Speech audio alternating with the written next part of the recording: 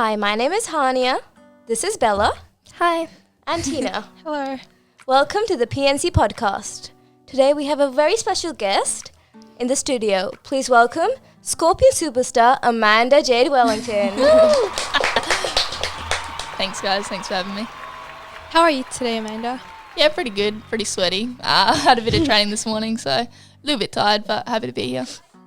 Great. What do you love about cricket?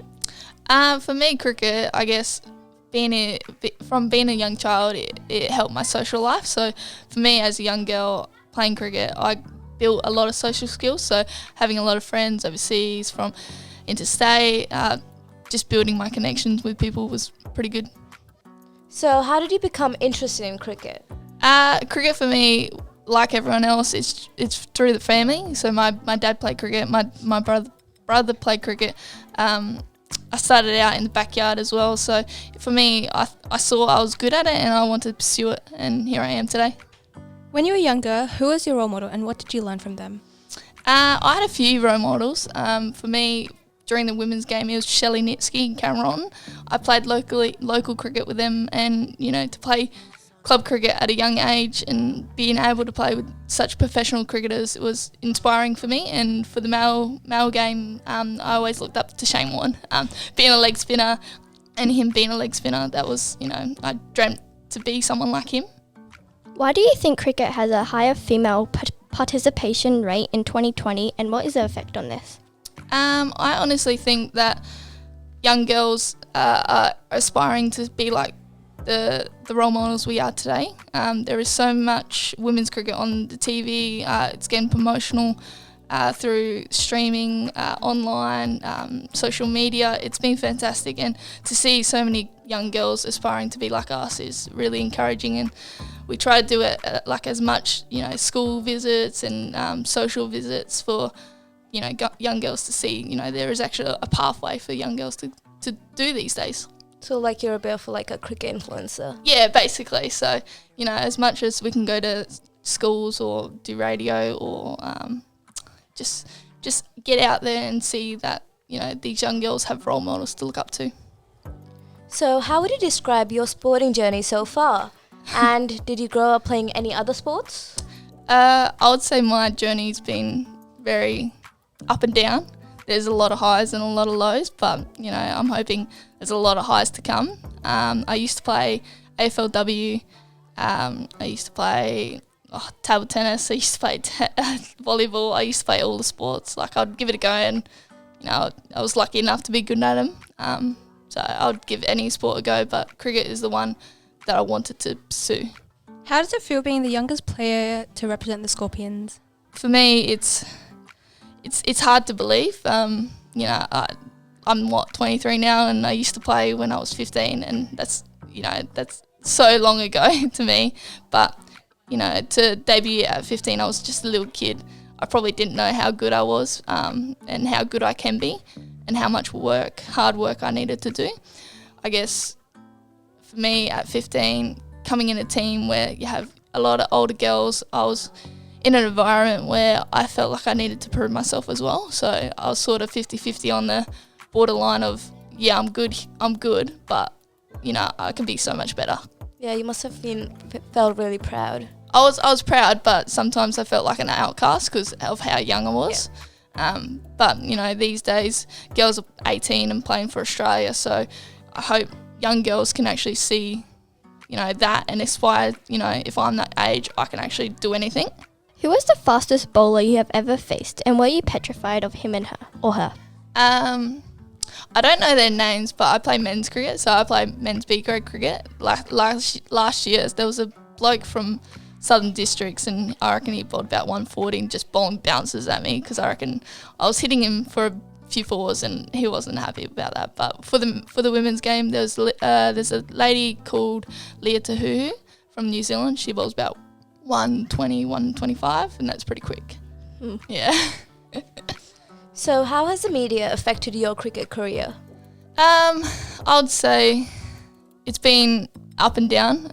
Like, for example, back in, I think it was like 2016 or 17 when I was playing for the Strikers, and I got compared to Shane Warne. My Instagram, my Twitter, my Facebook got blown up overnight, and I had 500 to 1,000 followers overnight, and I was scared. Like, I just didn't know what would happen or what was happening to me, because I was trending on social media, and but then it's been a positive effect because I've got that following, and I've got those followers as well, and people looking at me every day and aspiring to be like me. And I hope most of my followers are like young kids and young girls aspiring to be like me one day. But yeah, up and down social media is, and you can always get caught up in the past and reading comments and scrolling all day. It can be challenging. You got to really pick and choose what you want to look at. Do you think that the televising of women's sport has drawn more attention to female athletes? Oh, definitely. I think it's been so good in the last few years with publicity for women's cricket. You've got the Australian women's cricket team on the TV.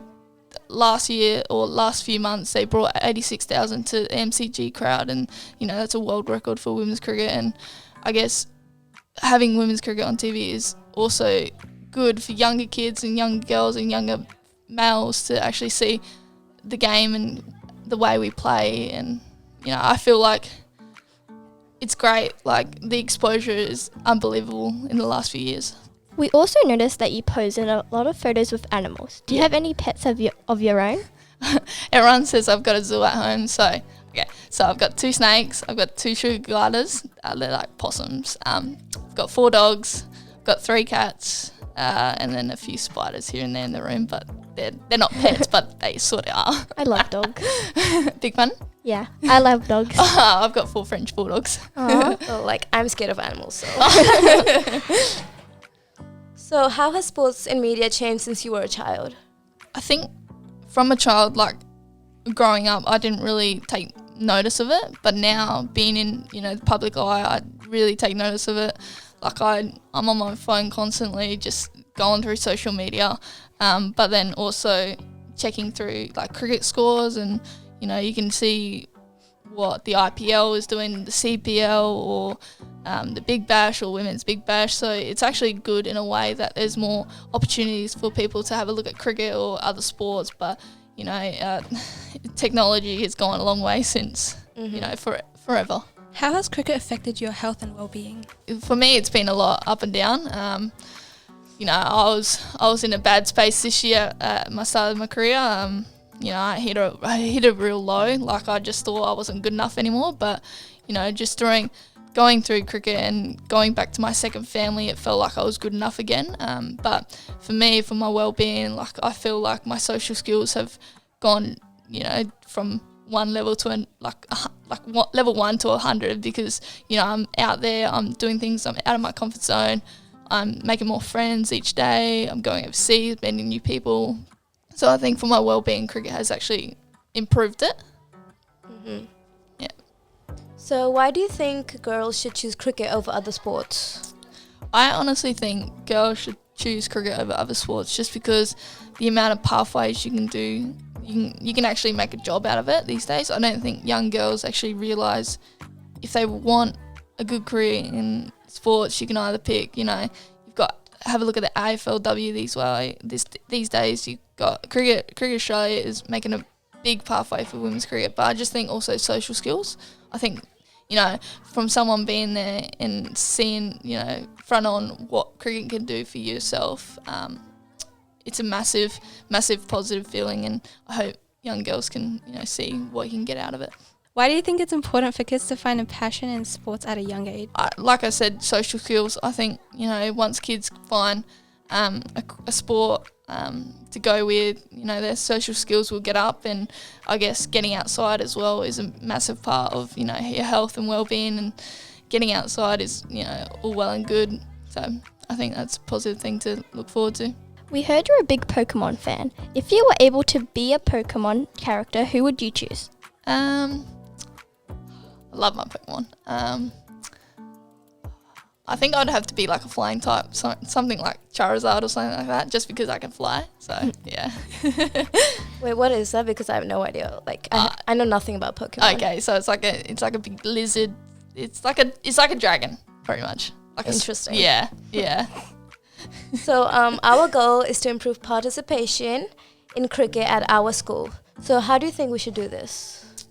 I think you should probably give as much exposure and publicity as you can. So like I would put up posters, I would make it exciting, I would make it, I would sort of like tell girls, you know, hype them up, say, come to cricket, you know, build new friends, build new experiences, get out of your comfort zone. I think that's one way, you know, I know people are going to be scared to do it and to just give it a go. Like, that's all you can do. Give it a go and you might end up loving it. You might end up being really good at it. You might end up getting a job from it. So, you know, you just got to have an open mind.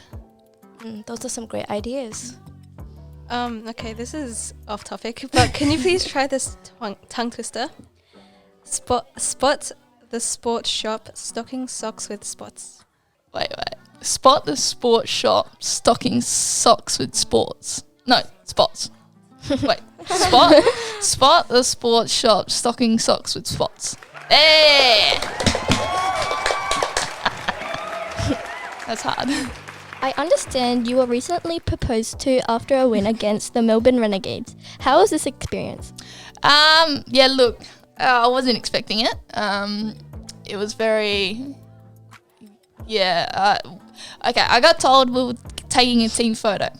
And we're taking the team photo, and at the corner of my eye, I see him coming on the field. I'm like, what are you doing on the field? Get off the field. And I might have sworn at him, but I'm not going to say it here. But I said, get off the field. Like, you're not supposed to be here. And I see him come around. I see him holding, like, a Pokeball and, like, a card. And I was like,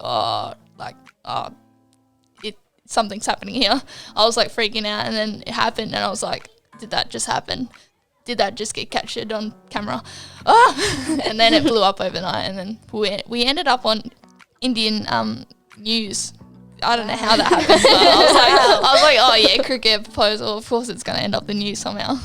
It must have felt amazing. Yeah, it was really I was surprised. I couldn't believe it. Like, I'm still in awe. It's a great proposal idea. I know it is, but like unique. But it's like a little bit embarrassing as well. Yeah. So we would like to thank you once again for coming in, and a big shout out to Manning and Miss Powers for organising this podcast. PNC Podcast out. Thanks, guys.